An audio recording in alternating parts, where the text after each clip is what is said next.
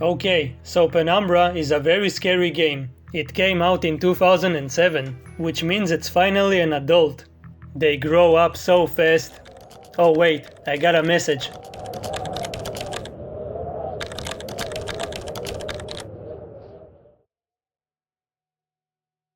Well, that's depressing.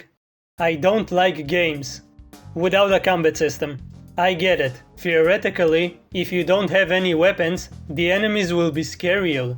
If you can't kill them, the only options you have is to poop your pants and run away. Or poop your pants and die. Has it been 40 seconds? Can I say the word shit now? But these kinds of games are usually boring and illogical. I mean, why can't I just pick up a stick or something? I'm not a badass alpha male who can defeat any opponent, but even I would try to fight back. Somehow, I would even actually pick up some actual feces and throw it at the enemy if I have to. What am I, a chimpanzee? There's only a handful of games that I like where you can't fight back. One of them is Amnesia: The Dark Descent, developed by Frictional Games. You probably never heard about it. It's kind of small and unknown. Even though it doesn't have any form of combat, unless you count throwing boxes at the monsters, it still has gameplay in the form of puzzles and exploration, so it's not a walking sim. And of course, there's a terrifying atmosphere. That's why I like it. And by extension, I like the Penumbra games, which were also developed by Frictional. The concept is basically the same, but with naked zombies instead of naked monsters with really long mouths. Why the long face, huh?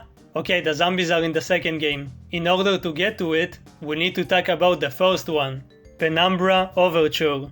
1 year before its release, Frictional made a tech demo for some online competition. You can find it and play it for free, by the way. A lot of people liked it, so they were like, yeah, okay, let's make a full game out of it and eventually make a lot of YouTubers really famous by starting a different franchise. And then they did that. Okay, so what's up with this room? There's nothing in it. Oh, there we go. Stop! Oh, my leg! Ah!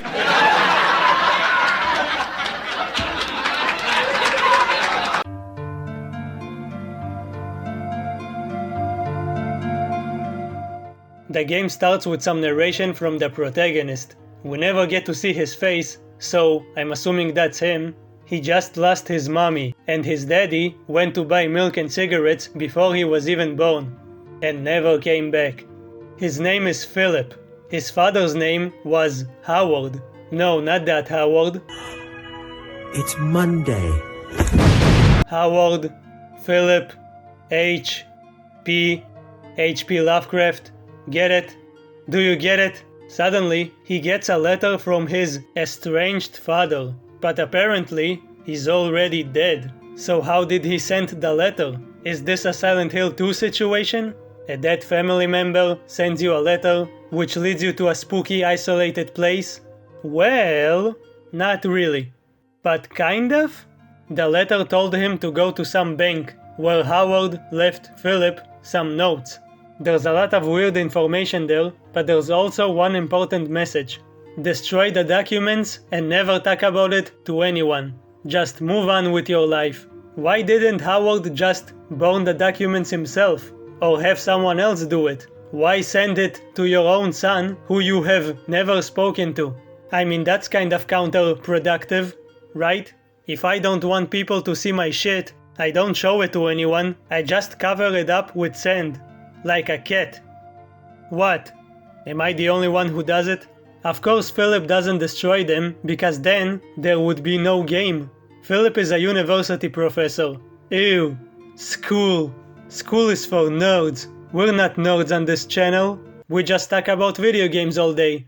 Anyway, Philip brings the notes to his school to try and decipher them, but no one can help him. There's some kind of weird language there. However, he does manage to get some coordinates, somewhere in Greenland, which is not going to be green at all, I'll tell you that. Philip could have just stayed home and kept being a normal boring professor, but no, curiosity is the main theme here, seeking more information about stuff you don't understand. Just like every typical Lovecraftian protagonist, he gets super curious, goes outside of his safe, comfort zone, and into the scary unknown. And then of course something spooky and horrible happens. That's why I choose to never leave my house. Philip wants to see his papa, but also wants to know what the hell he's been working on. So he pays for a ship to take him there. This is basically the tutorial. We finally get to play with the physics. These games have the most fun physics engine ever, even more than Half-Life 2. The game uses the HPL engine. HPL, HP Lovecraft. Get it? Yeah, they really love that guy. You can pick almost everything you see in the environment and toss it around. It's great. Before heading out, we grab our flashlight, which is pretty useless. I never used it. The flashlight itself is fine, but it runs out of batteries like a simp running out of his parents' money because of his OnlyFans subscription, which is to say, it runs out fast. What's the alternative in both of these situations? A glow stick. It lights the area around you and never runs out of power. Way better than the flashlight. Basically, if you wanna have a flashlight versus glow stick discussion, you can summarize the differences between them with this high-tech image.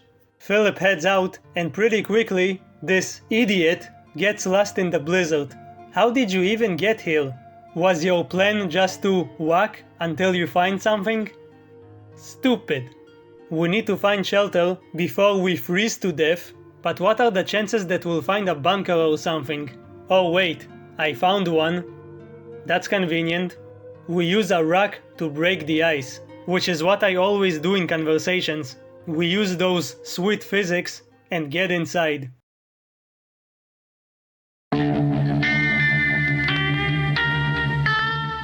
We find ourselves in some kind of abandoned mine. Even if there wasn't a snowy hell up there, we can't get out because the ladder broke. Philip says that it's because of his weight, so I guess he's fat. With no other choice, we take out our trusty glow stick and go deeper. You have a list of your objectives. Whenever you encounter some kind of obstacle, you will find it here, because Philip is a nerd and he likes to write things down. You can examine pretty much anything in this game, and this dude has a lot to say, especially in loading screens. It's cool, but unfortunately it's not voice acted. Even though he's not a silent protagonist, he talks in the opening cutscene. No man's immune to the shameful trappings of curiosity, and my humanity got the better of me. He comes across as a relatable, sad, wannabe philosopher, with a grim sense of humor. You can learn a lot about him, like how he didn't get a tetanus shot. Had a tetanus jab recently. We find a hammer and actually use it as a weapon, which is surprising if you played any of Frictional's other games. I'll explain the combat later, but for now we just use it to break some wood.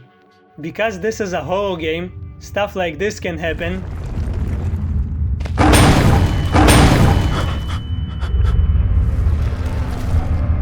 Maybe this place isn't so abandoned. Nah, it's just an earthquake. We find some shoes. We don't know what the purpose of this place is, but clearly people were here at some point. We even hear some noises behind this door. I don't know if that's supposed to be comforting or not. On the one hand, we're not alone. On the other hand, it kind of sounds like someone's furiously masturbating there.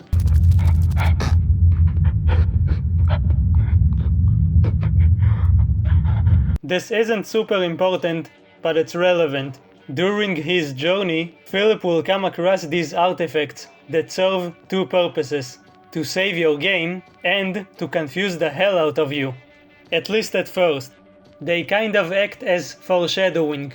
Every time he uses them, he feels like he's being sucked out of his body, and even sees visions of his father. He eventually comments on how it feels like he's not the only one using these things. Like, there's more people in there. Like a hive mind. It's not important. You can light lamps in the area, which is a mechanic that would be expanded upon in Amnesia.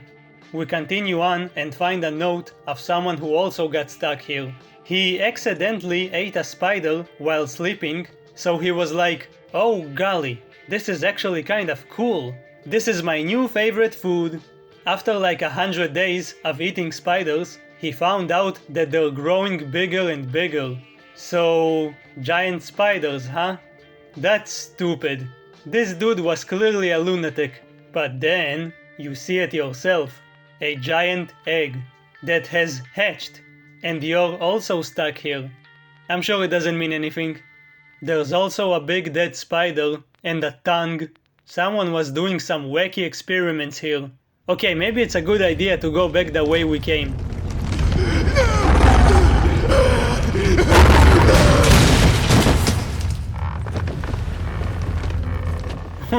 Why? We go back, and of course there's blood everywhere. Of course it leads to a tiny hole in the wall. While we were busy reading about spiders, something came in here and dragged the masturbator away.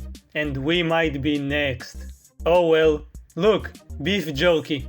I know you're laughing, but it's actually useful. Meet the main enemy of this game, the demon dogs. They're not actually demons, but that's what I call them. They've been down here way longer than you, so they're understandably kind of hungry. Their new favorite food is your face, which means they will attack you if they see you.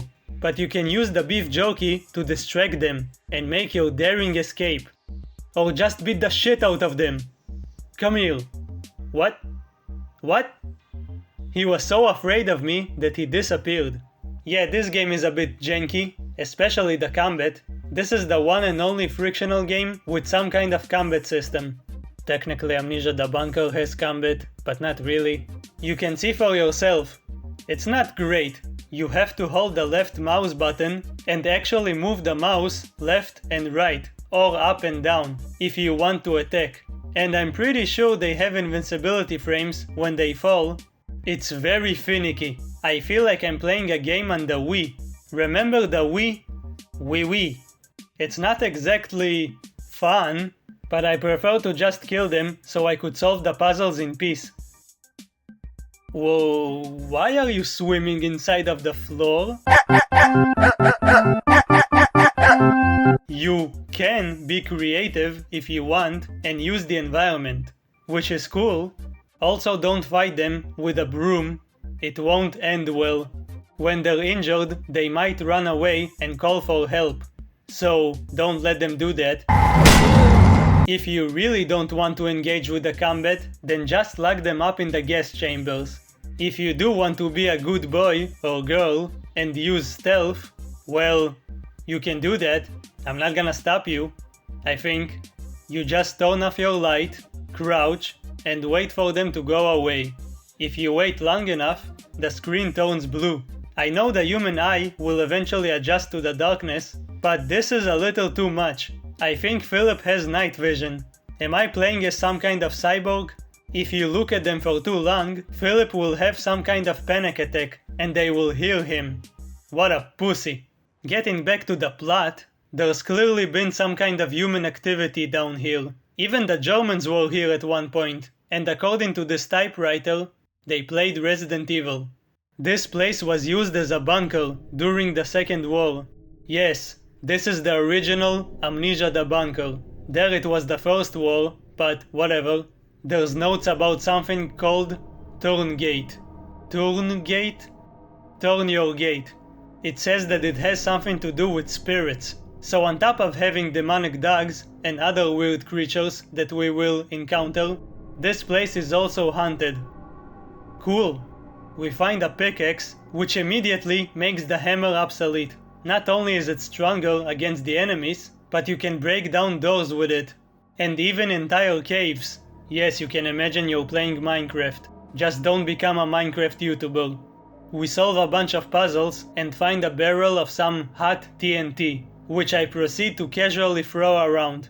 In Amnesia the Bunker, you wait the entire game until you can finally blow something up. But here, you do it almost in the beginning of the game. We use a fuse and a barrel of TNT to blow up these rocks. And ourselves. We use TNT to blow up these rocks and climb inside of this tight hole. We find some kind of command center and a portable radio. after deciphering the Morse code with a team of scientists I bought on eBay and getting the generator working, power has been restored, which leads us to by far the best part of this game, a crazy man named Red. Good day. Good day, can you hear me? Well, I hope that your ears are working better than your tongue, so that you might use them to listen to my words.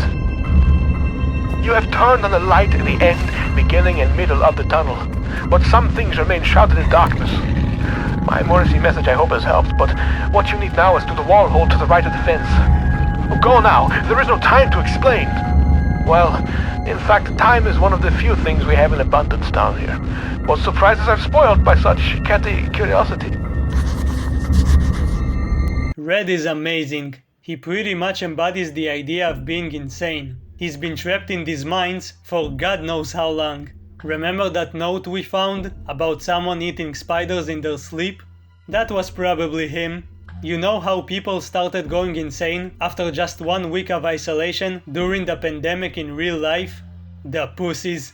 Now imagine what it's like being alone in a stinky cave for years. That's Red. That's what he represents. Even though he's a lunatic, he does offer you genuine advice and just some kind of human voice, a human connection. Our objective is to reach him and try to figure out how to escape. He's your only friend down here, but he's the kind of guy who gets really offended over nothing. Those holes in my mind are increasingly gaping. You cannot breach the inner sanctum of the place of storing. The entryway is blocked. So what if the squashy material between my ears is squashier than most? I may not be perfect like a hanging picture, but my words are wise and backed up by time. Whoa, where did that come from? Try as I may, you must think that I deceive you with my admittingly cunning ways. What? As far as my eye has seen, our rocky grave extends, and yet you cast away my help like you would a puppy, freshly rolled in its own feces. I hope that your warped sense of morality is better company than I, because now it is all you have left.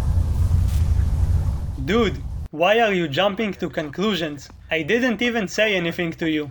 I can't say anything because I'm a silent protagonist, apparently. As punishment for our betrayal, Red makes us go into a creepy spider cave with lots of intestines everywhere. Thank God I have this broom. I can at least clean the place up. You know how in movies, if you see weird giant eggs, you shouldn't go near them because something will crawl out and kill you? Yeah, don't get close to them.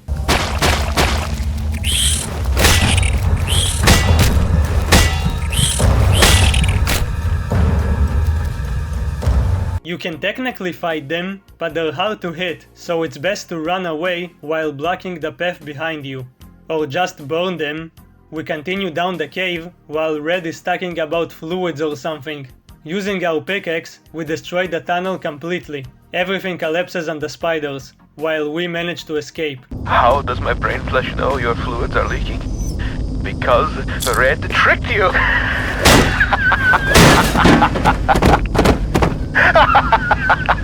The spidery tunnel was far from a necessary evil. More so, it served as a well-deserved punishment. Red, you asshole. How do you even know where I am? A century of days has passed since I saw this area last. The disease once sought to kill poor Red, but What? I took them on a wild poultry chase. They ended dead. What? They came from Diseased out ones? the metal door, but Came after out all of a my metal years, door? Whatever, dude, I'm not listening to you. I'm too busy doing cool shit like this. We reach a new area with a suspicious hole in the floor. Oh well, let's just keep going. Ah, shucks. The door's not opening. Whatever shall I do? Hey, thanks for opening the door. Don't come any closer. I have a big broom. Oh. Well, I'm out of ideas. We had dogs, giant spiders. Now we have a big-ass worm thing. There's no way of fighting it, so we need to make it fall into this bottomless pit. Why is this game so obsessed with giant, hostile animals? This is Resident Evil all over again. Poor Red is so hungry. He could eat both the horse and the young Ripley stable hand. Sadly, Pony flesh is so hard to come by in these parts, and man meat is so bland. Okay, Red, okay, stop talking about eating ponies. I'm trying to solve this puzzle. The deeper we go, the more industrial and advanced the equipment becomes. At some point, people used to work here. Something happened and made everyone disappear. Even though this place is abandoned, there's clearly signs of life here, like working machinery, or a brick wall that was built pretty recently. Maybe Red isn't the only survivor. Maybe someone made this wall to keep something from getting in. Or out. So we proceed to destroy it by pushing a cart. Look at it go.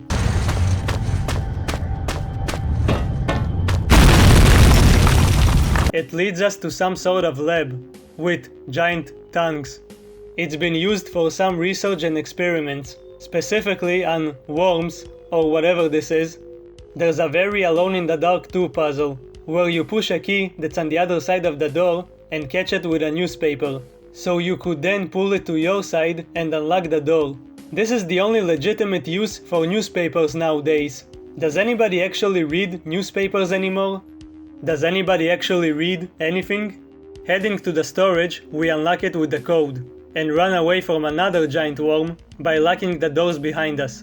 It reminds me of that part from Call of Cthulhu, Dark Corners of the Earth.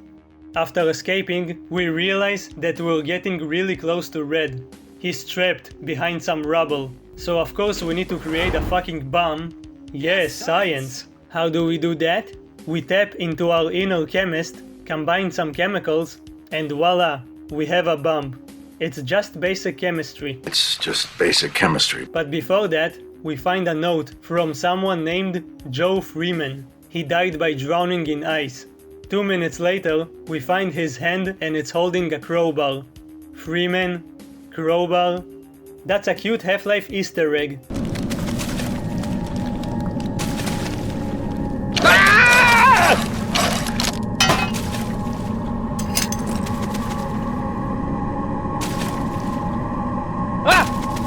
I'm skipping some stuff because it's basically one fetch quest after another. All you need to know is that we go back, make the bomb, carry it without dropping it and falling to our death, and blow this shit up.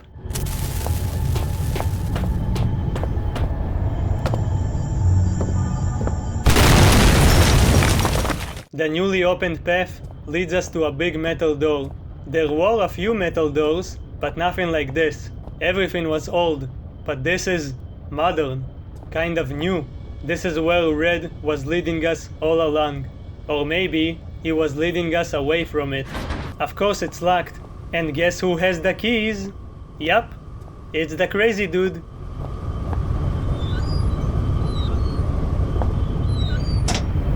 Good evening. You actually came. There is much that should leave my throat box now, but words elude me. You came, you are so pretty, but I have been bad. The underworld already beckons me, so I suppose one further misdemeanor will change little. It is false pretension, and not guiding light with which I have led you here. I cannot give you the answers you want. You may wish to find what it is you seek, but that is a fiction. You cannot know what it is you sought through the vast leaden doorway, or else you would seek anything else in the world. No, the key stays with me, in here, so the life that has led me, horrible as it may be, is better still than the life that waits for you, hungry behind those doors. As replacements go, you shall be admirably abnormal. But you must wonder why this metal burning chamber is talking to you in a voice you knew only as Red. For it is I, your companion, residing within. You see, I have waited for this day so many years. They won't let me die. The parts of my head are not my own, and I cannot take my life. It is against the rules. Please, the pain has gone on for so long. All I wanted was a friend, but now the time for chit-chats and marshmallows by the fire is ended, and I hope that soon so shall my life. I have knocked on the death's door for so long. Please, let him invite me in for tea. Yes, he's insane. He liked to talk about eating spiders and ponies or something, but he's also our only friend. Maybe we've also gone insane after being down here for so long. Maybe we can relate to each other. Well, time to bone his ass. For whatever reason, he can't die by his own hand, no matter how much he tries. And he tried a lot. But finally, he found someone who can do it for him. This is our last gift to him. And his gift to us is the last key we need to move forward. You probably think he was some kind of researcher who got stranded here, right? Nope. He was a random mine worker who started working here more than 30 years ago. He started when he was 14. That's fucked. I guess he was a literal miner. Coal miners. Ew. Sulfur miners. Ew. Unaccompanied miners. We also find his private chair and rope. He tried to disconnect from life, but, again, something was keeping him alive. At least he had some weird porn to keep him busy. Maybe the key he gave us was more of a curse than a gift, because it leads us to an electrical panel. We open it and cut the wires, which finally opens that big door. And come on, you think a suspicious metal door in a place like this will lead us somewhere nice? You're such a child. Stop being so gullible. Yes, I'm talking to you. I'm sorry. Apparently, we've entered an underground facility called the Shelter. There's a few survivors here. Red told us not to go any further, that it's better to just starve to death. But we're a filthy casual human, and humans are curious creatures. Also, we're still looking for our father, which I forgot about at this point. We meet one of the survivors, and get a very elegant transition to the second game. Hey dude, please don't turn off the lights and bunk me on the head with something, please? Oh, okay, yeah. You know I have a broom, right? It's really big. Oh, just get it over with.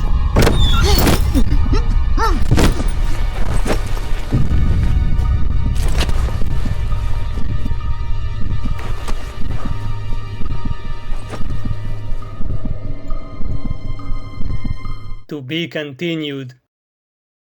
Right now.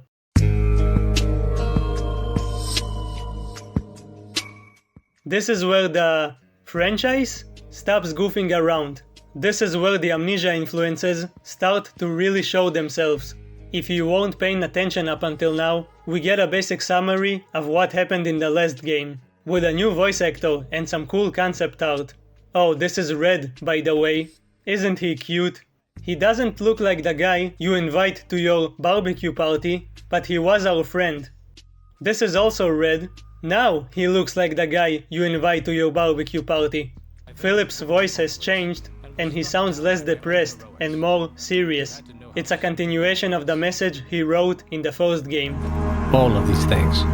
So human, so perfect. And yet still I fail to do what I must now ask of you.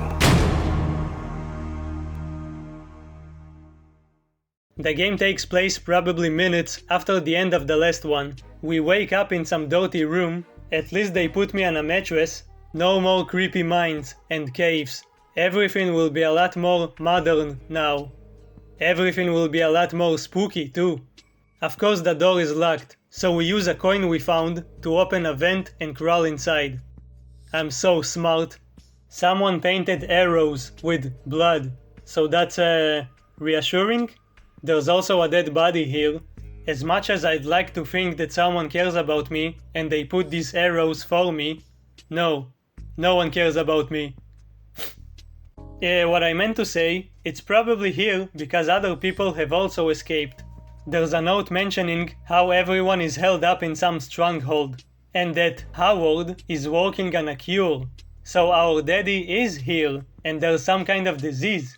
I'm getting Resident Evil vibes again.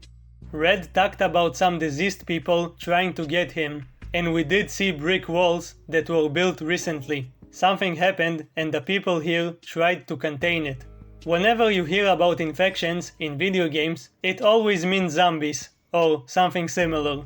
We find a tape of someone who was also locked up in here. Whatever these zombies are, he calls them the Turn Gate. We've seen that name before. It supposedly had something to do with spirits, but maybe that was just a misunderstanding.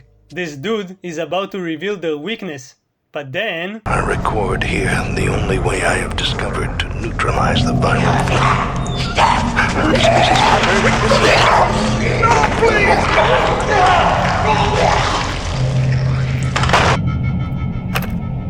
So, what's the weakness? Of course they kill him before he could say what it is. Classic. That's just classic. Meaning that we can't kill them, especially now that we don't have any weapons. Yeah, this is where Penumbra basically becomes Amnesia before Amnesia.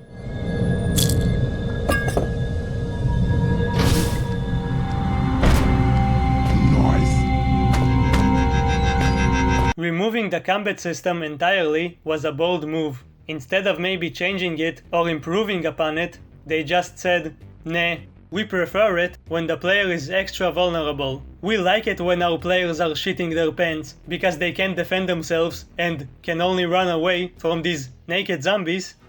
So yeah, this is where it started. You can't fight back, you can only sneak around and hide. Technically there is a way to kill them, but it's kind of tedious and breaks the game. We used the syringe we picked up to take some blood from this stupid scientist and put it in the scanner device. So wait, you want to tell me that every time they wanted to open this door, they needed to bleed for it? A computer is telling us about how the employees here have a lot of food and a gym and other good stuff. Maybe it was kind of cool working here. But then it says that if they feel any pain or illness, they should not go to a doctor. Instead, they should just swallow their personal cyanide capsule. So, you know, it's like any other normal corporate job. We know you will enjoy your work with us. On top of that, it has a note from Howard, so I guess this was his personal station. He basically says that this is why he left his family, for this research. He feels kind of bad about it, but maybe he doesn't even regret it. So that's nice. Thanks, Dad. After we finally got to some kind of modern and kind of comfortable setting, we decide to go into a stinky sewer. Supposedly, it leads to a way out, but in the loading screen, Philip says that he's curious about what his father found here. Don't you know the saying, curiosity killed the cat? You're not a cat, but you're still a filthy human, which is worse. While solving a box puzzle, this suddenly happens.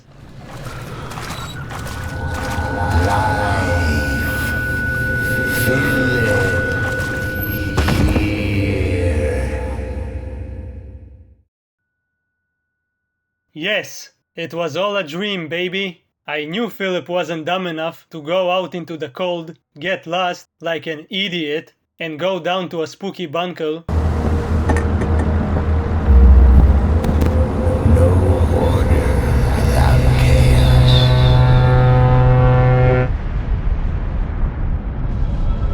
So not only do we hear voices in our head, we've also been transported to Silent Hill. We'll talk about the voice soon. Wait, not the spiders. No, I don't have any weapons. Whew. Yup, this is Silent Hill alright. It's good to be back. I didn't mean to scare you. After doing some kind of hot hand job puzzle, we're able to unlock this door. I'm assuming all of this shit is going on inside of Philip's head. He's done so many physics puzzles that he started hallucinating about them. There's also a bit of trauma here. Sad. After solving more weird and kind of cool puzzles, we get...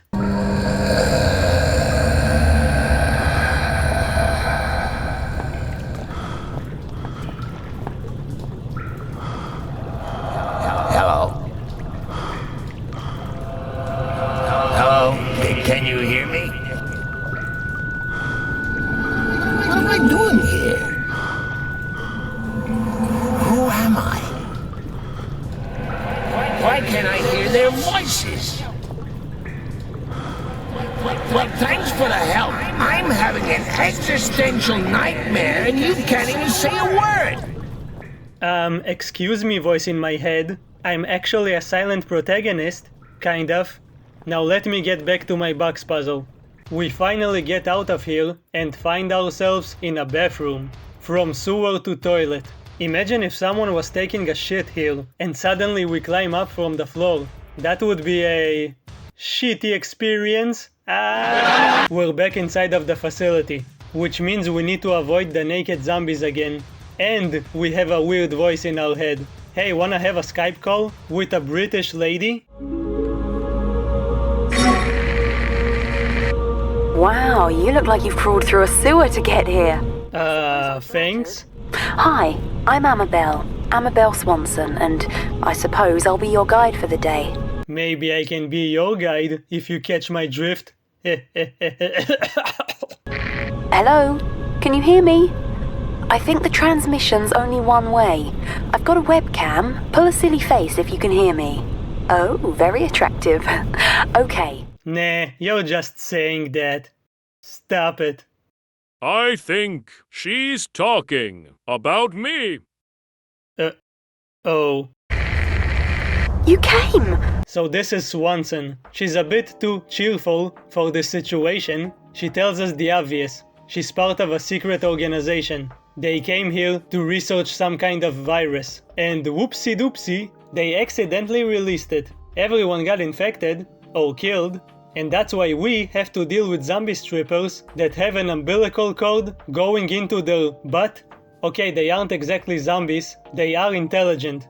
They just look like your local meth heads. One of the side effects of infection is deja vu.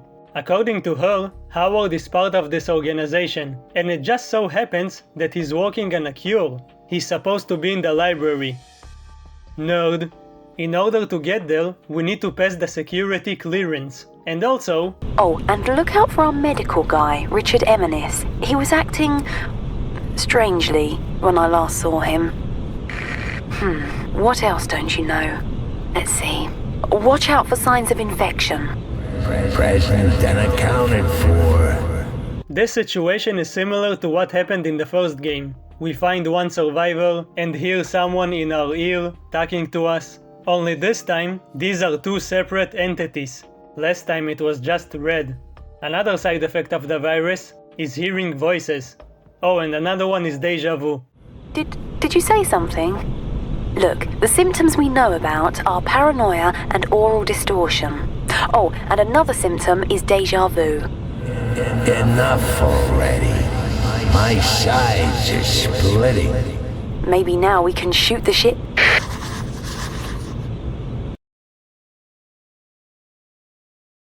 Okay, it's time to talk about him. We can't ignore the stupid voices in our head. Just like we can't ignore them in real life. No matter how hard I try. He goes through our brain like it's a filing cabinet, finds our letterbox profile, and gives himself a name. So much storage in this mind of yours. Did you realize you got an entire section in here devoted to film titles? 3,103 and a half films you've seen? I was busy making YouTube videos. You only got the first half of It's a Wonderful Life in here. Huh, how did it end? Now I'll never know. He chooses to name himself Clarence, which is a guardian angel from the 1946 movie It's a Wonderful Life. Yeah, okay boomer, why don't you name yourself Citizen Kane? He thinks he's also some kind of guardian angel, which is a big bag of nonsense. He's more like the devil on your shoulder, only instead of just giving you bad advice, he's also messing with your head. He pulls a little prank on us by literally controlling what we see. At first he starts small. He forces us to see the color pink, which is not a big deal at first, unless you're some kind of insecure alpha male podcaster, but it will get much worse. At one point, he decides there's not enough space in our noodle, so he just casually deletes the periodic table from our memories. Ha! Joke's on you, I skipped class when they were teaching about that. We find an important note about the infection. First of all, if you somehow had any doubts, yes, Philip is infected. This Clarence asshole is a symptom of the infection. Another symptom is deja vu. Why doesn't Philip turn into a naked zombie? Well, the virus won't necessarily take complete control. It will kind of just hang around in your head, which is exactly what happened to our boy Red. He was infected all along. Supposedly, If you have the virus, it will not let you die. It's against the rules. And I cannot take my life. It is against the rules. The virus was originally released from some ancient tomb. That's why people have been digging in this place. That's why there's a big-ass mine in the first game. They've been researching something primordial. We also get a hint about the nature of this bullshit. I'm not you. I'm part of something larger.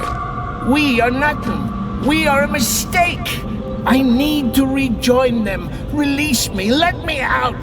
This is not right. I should be with them. I am them. There should be no I. Yet, this is not the first time. Another was infected. Red.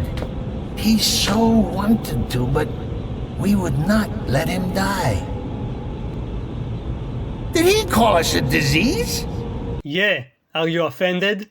So the way this shit works is that it's basically one giant hive mind. Clarence isn't supposed to be an individual voice. He's supposed to be connected to all of the other voices. All of the zombies can communicate with each other at all times. It's not a single player game for them. It's one big MMO.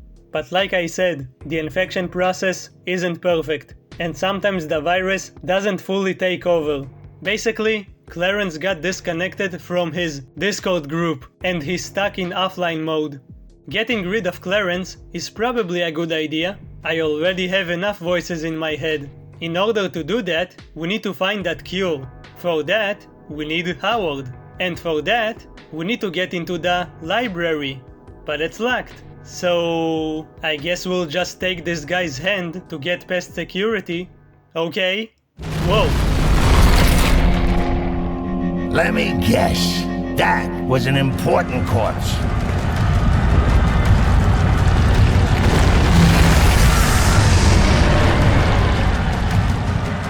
I'm not sure if this is a hallucination or if the giant worms followed us here, but either way, we need to cook them.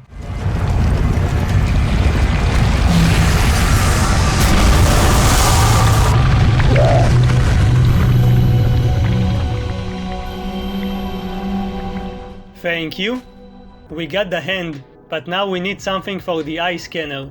And for that, well, remember how Swanson told us about some strange guy? Oh, and look out for our medical guy, Richard Emanis. He was acting strangely. Well, this is him. You and I are history.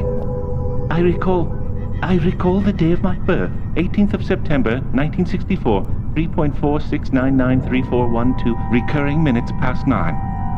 I remember my mother looking surprised as I poked my head out into the world for the first time. This looks like dialogue from a game made by Kojima. Did you like it? He's clearly infected, but not completely. Yet. Even though we already have a severed hand, he offers to give us another one. Sure. Why not? It might come in handy.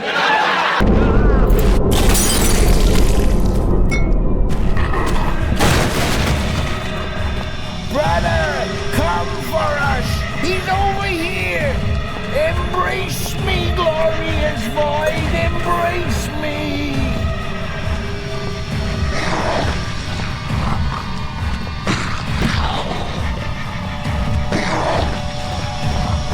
Throwing books didn't stop him, so we have to lock him up. In here. Forever. Enjoy your stay. What say we celebrate with some nice, relaxing cyanide, huh? I'm sure I saw some anthrax lying around as well. Now that we got that out of the way, we need to do some IT work to unlock the clinic. This is why we came here. If you ever wondered what it's like to work in IT, Clarence sums it up pretty well. Human life is so banal! Is it always as monotone as this? I can't stand it! Let me out! We go there and we're officially registered as non-human. That's nice. Our new girlfriend is calling again and asks us to get her out from wherever she is. Listen, lady, I've already tried to help someone who was trapped, and it didn't end well.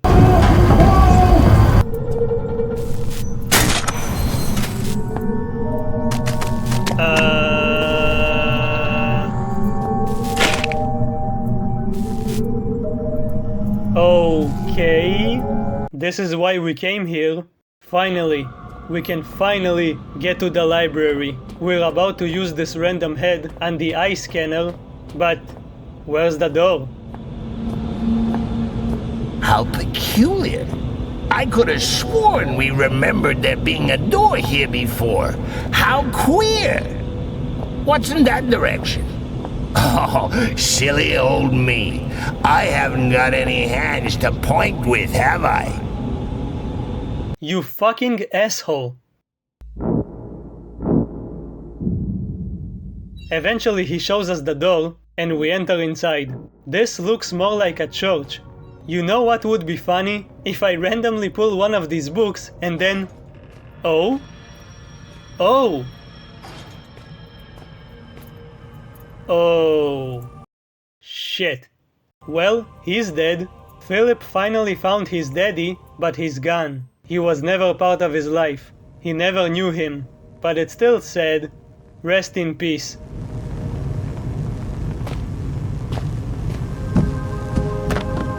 What?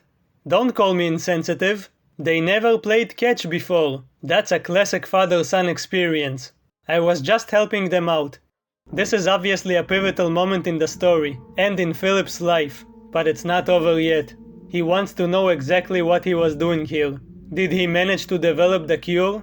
Well, he didn't, but he did make some discoveries. Like I said earlier, the zombies are quite intelligent, and they can communicate with each other at all times. There's a hive mind, some sort of central intelligence.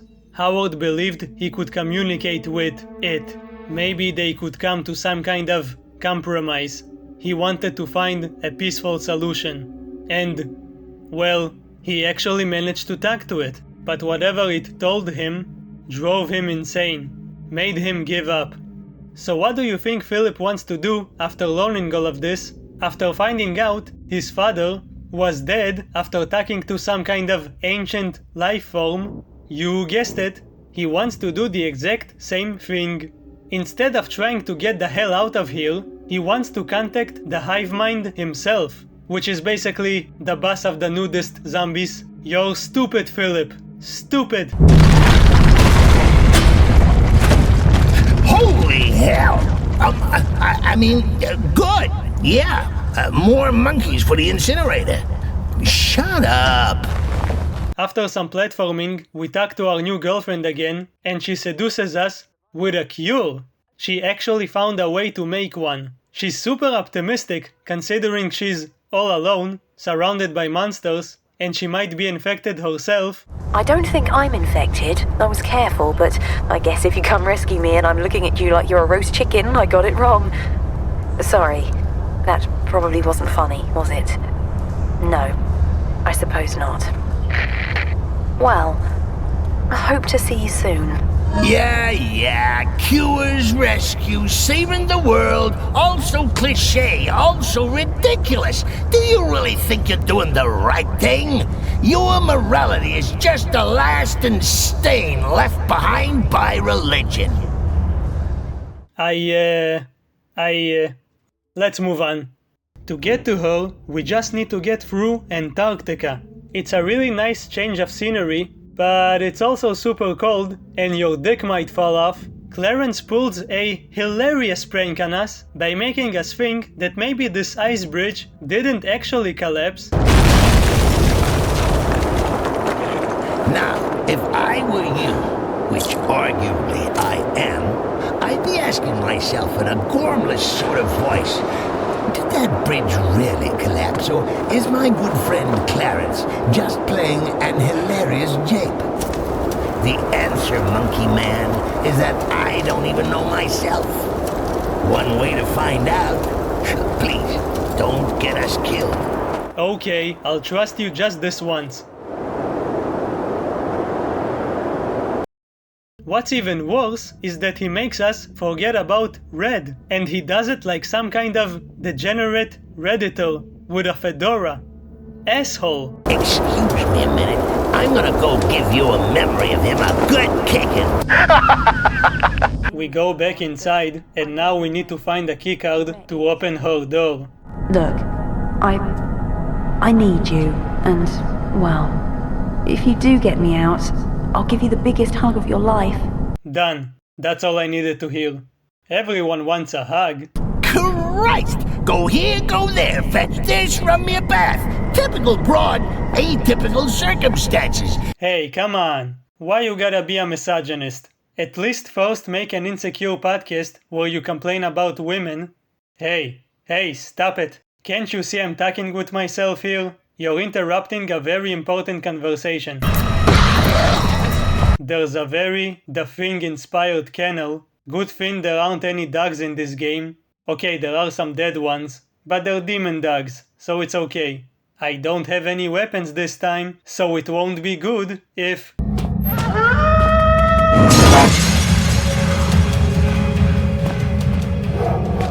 God damn it, game. I've changed my underwear 5 times already. You know how this game is basically the prototype for Amnesia? Well, I didn't realize that it was also a prototype for Amnesia. The bunker. Not only was there an actual bunker in the first game, but now there's an enemy that can kill us in 1 or 2 hits. It hides in the walls and can get us if we go near these holes. But if the lights are on, it won't come out. And how do you operate the lights? With some kind of generator. And you can block the holes with boxes, so the monster won't be able to get you. And, spoilers for Amnesia the Bunker, this monster was originally just a normal man. A normal dude. Does all of that sound familiar? If you haven't played Amnesia the Bunker, then it won't sound familiar. But, well, shut up. They basically took this one area and made a whole game out of it. This game was way ahead of its time. Eventually, we find that damn keycard, go back here, and use it to get inside. We're about to meet our English girlfriend, but wait, I'm pretty sure that British people don't look like naked, skinny meth heads with an umbilical cord in their dicks. Rambo, you are not. Try running towards him screaming for a change. They are very goofy when you get them stuck like this. Arrgh, look at me, arrgh. As you know, we can't beat them because we don't have any weapons. Even though it also doesn't have weapons, I guess we just didn't go to the gym enough because we are weak. The only way to win is to drop this box on its head, like you're playing MGS5. So we do that.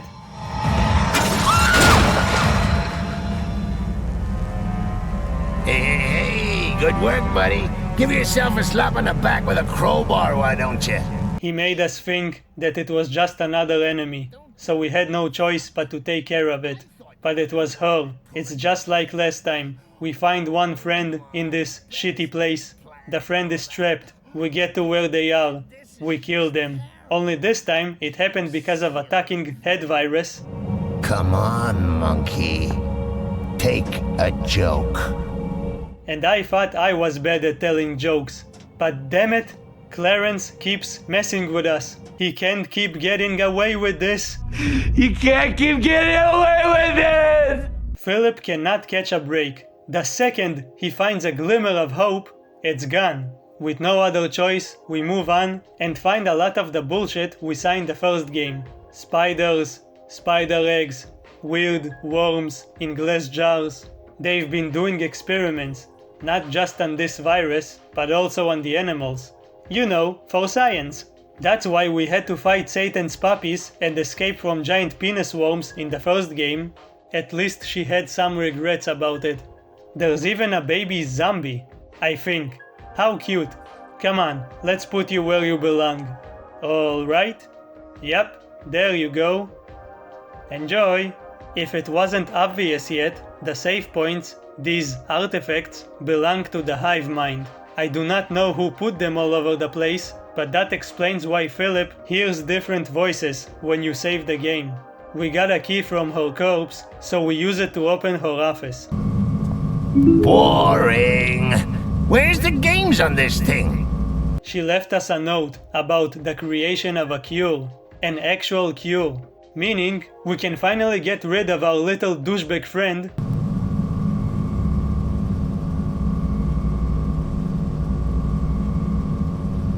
Yeah, that seems about right. Okay, I really need to get that cure, but Clarence wanted to play some games. 451? That's an immersive sim.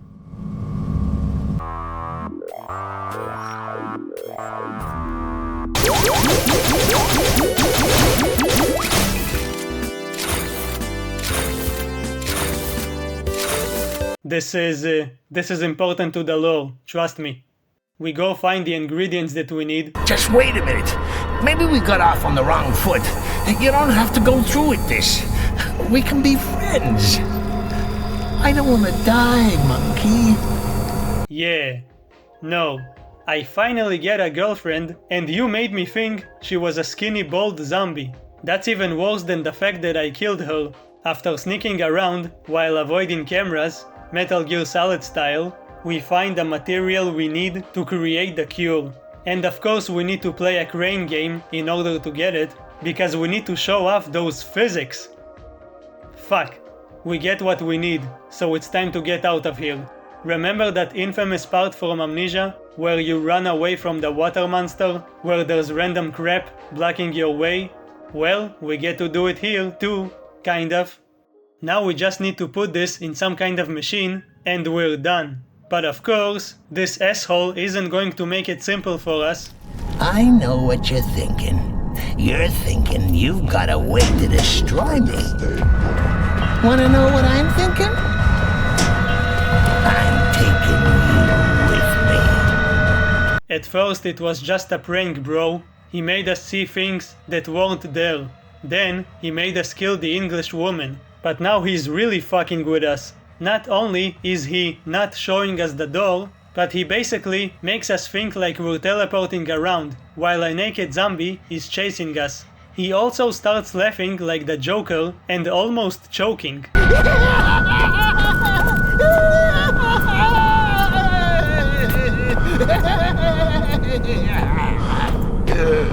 Every time we get near the door, he makes it disappear.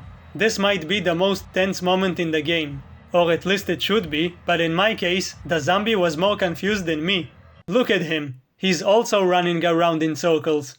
After some more light jogging, we finally managed to get inside and find the machine we need. So, here we are, end of the line. No gold watch, no thanks for the laughs, Clarence. Nothing. Just a potion and a big fat screw you. Good times. We pour all of the chemicals and he starts begging for his life. But like every fake nice guy on Reddit, he immediately shows his true colors and starts being mean to us. You'll never do it, you don't have the balls. Go on, I dare you. Okay, I will.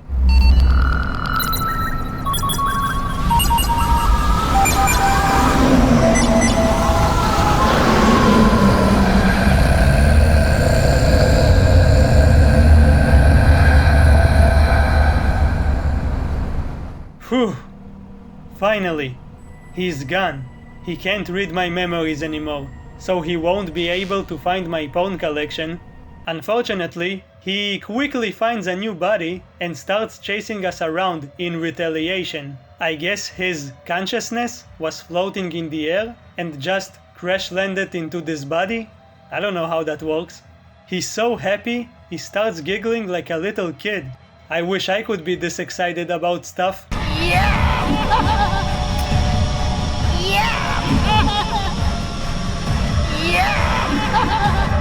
We managed to get away and find ourselves surrounded. And this is why I wanted to make a video about this franchise. We get to the best part of the game, in terms of story. They were actually after Clarence. They wanted to kill him since he became separate from them. They see it as a betrayal. And now, we're about to meet their boss. This might get confusing, so buckle up.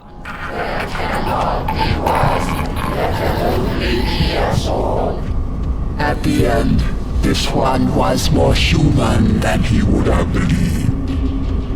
Mankind, for his actions, I am sorry.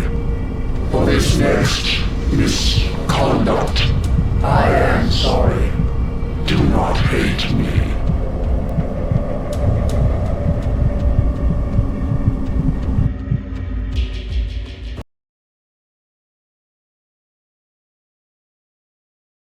We wake up in some bizarre, otherworldly landscape, and a creepy voice in the sky is calling to us. Do not be alarmed. This place is in your mind, mankind. If you know yourself, you have nothing to fear. I, on the other hand, stand to lose everything. One came before mankind. Howard. He was not strong. Mankind as a whole is stronger even than I. But I know mankind is weak. Nonetheless, I do not underestimate you, mankind. I submit to you. This is the tone gate we've been hearing so much about. This is the hive mind that communicated with Howard. We don't exactly see it, but it's there. Notice how it calls us mankind. It's hard for it to comprehend that humans are individual creatures. Believe it or not, the tone gate isn't a violent entity. It's hard to believe with all of the naked zombies, but bear with me. Even though it can easily kill us, it shows us mercy and gives us a chance to prove that we have compassion. It wants to know if it can trust us. It does that by putting us through a series of tests where you have some morality choices, like instead of using a pipe to escape from a prison cell by yourself, you can choose to put your life in someone else's hand by giving them the pipe and trust that they will get you out.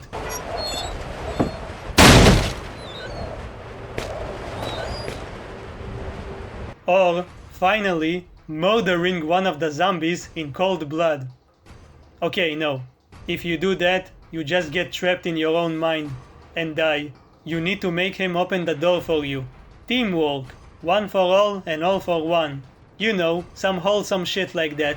After a few of these morality exams, we get to the final part of the game. And the final part of the franchise. Sort of. We'll talk about it soon. I am relieved, mankind. In a being such as you, selfishness would be catastrophic. You have shown that you can think higher than your station, and for this reason, I shall reveal to you that which I revealed to Howard. The Tone Gate came to our planet millions of years ago, before humanity could walk. It lived with humans in harmony. But, like it said, humans aren't strong by themselves, but if they combine their strength, they can overpower it. Eventually, there was so much of us, the Tone Gate said, fuck it, these humans are mostly fine, but they have a tendency for violence and going to war for stupid reasons. I'm just gonna go hide in a cave for the rest of time. Yeah, well, sounds relatable. That's what I would do. It's not an inherently violent creature. It only became violent because people eventually found it and started poking it with sticks, trying to research it and make some kind of profit.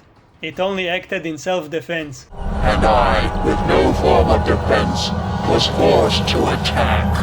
I am not the barbarian. I am not the invader. You are. The Tone Gate wants to finally put a stop to this nonsense. It literally just wants to be left alone. So it asks Philip to write a message to his fellow humans. Tell them to leave this place alone. Humanity will go on living as usual, destroying each other and making stupid videos on YouTube about video games. And the Tone Gate will go into hibernation and let Philip go home. Sounds good, right? He starts writing to his friend, and this is the message we saw at the beginning of the franchise. This is what I showed at the start of this video. But Philip proves that he is the most human person ever. He represents the best and worst traits of humanity. He can show compassion and kindness, but he can also lie and manipulate. Humans are inherently curious and paranoid creatures, so Philip does the best and most evil thing he can think of. He tells his friend not to stay away, but to come here, presumably with a ton of guns and explosives, and just kill them. Kill them all.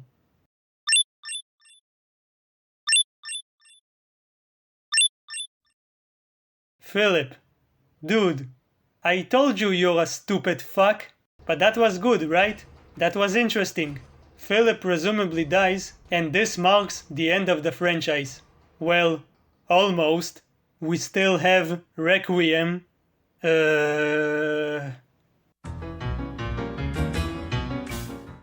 I'll be honest, I didn't even wanna finish it, because it's fucking boring. More importantly, it doesn't matter for the plot. If anything, it ruins the ass-puckering ending of Black Plague. This is filler. Somehow, it looks worse than the second game, even though it came out after it. This game is trying to pretend like it's a real Penumbra game. It's not. This person doesn't know what the hell he's doing! So basically everything was a dream, or some shit like that. It picks up right where the last one ended. Philip sends his warning message, and the Tone Gate, understandably, isn't so happy about that, so it sends a zombie to knock him on the head, which gives us a random motivational quote, but Philip doesn't die. I think. Instead, he was teleported to some alternate dimension inside of his mind, where he goes through familiar locations from the previous games, while solving stupid physics puzzles. Why? Well, he needs to get some balls, like actual physical balls, so he could shove them into these portals, which makes him talk like a caveman now. Must touch weird portal. They warp him to different locations, where he has to do the whole thing again, over and over and over. This is pretty much it. This is the game.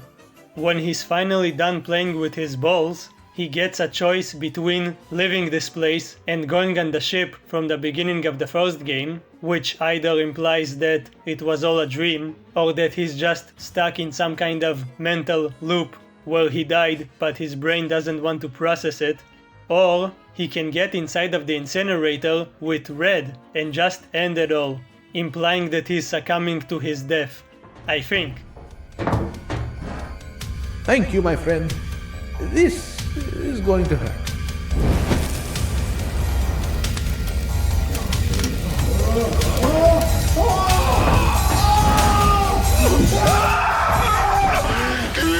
The game then shows the end of the second game, with him dead on the floor, which means the Tone Gate did in fact kill him, and all of this shit was inside of his head. His friend probably got the message, found this place, and dropped a nuclear bomb on the Tone Gate.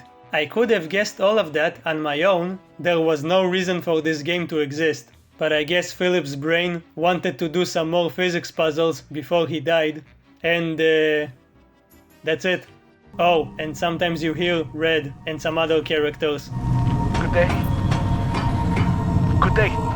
Can you hear me? Well, I hope that your ears... Well, I hope that your ears... Well, I hope that your ears... Well, I hope that your ears... Well...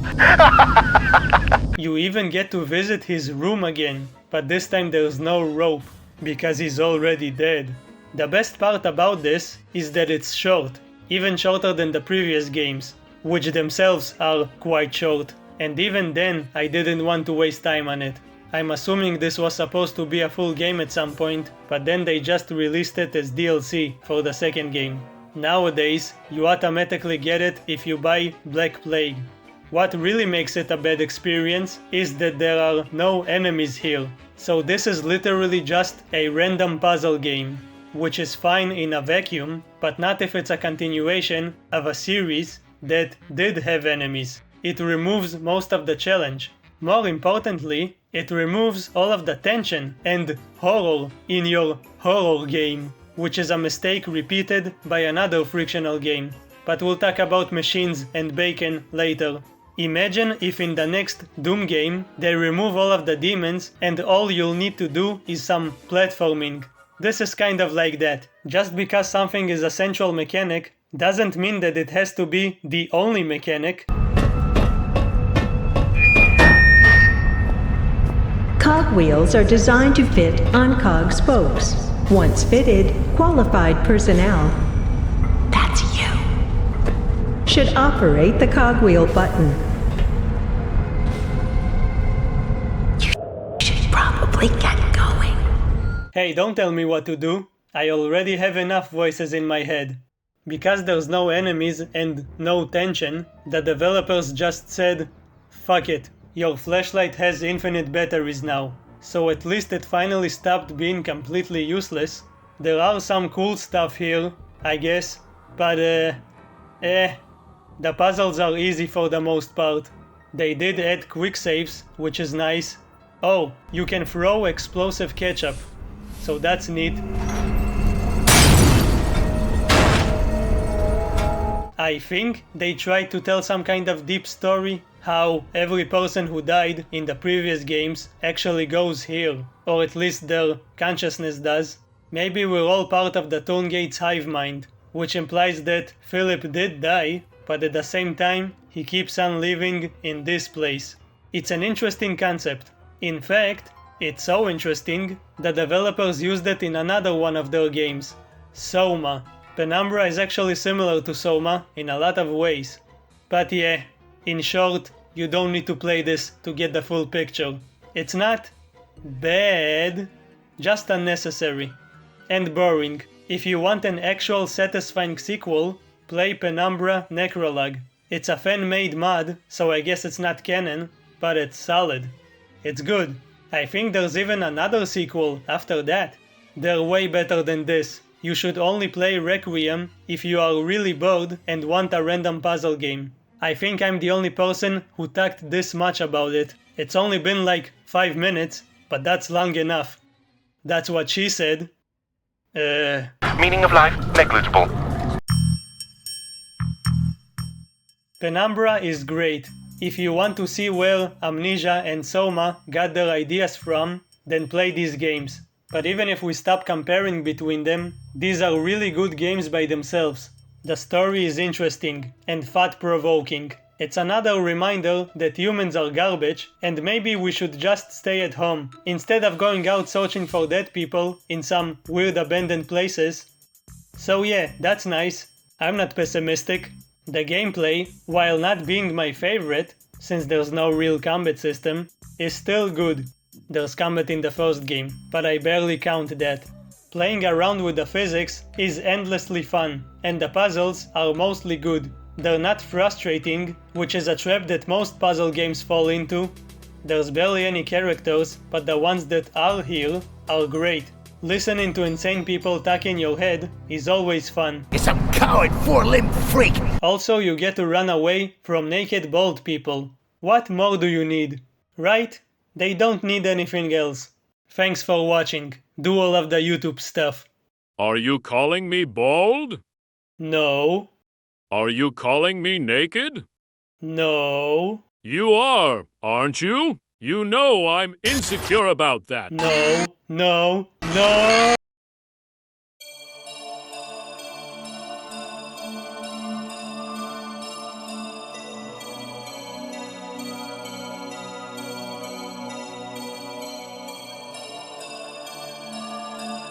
Kill the bad guys, cure infection, save the world. Chances of success? Nil.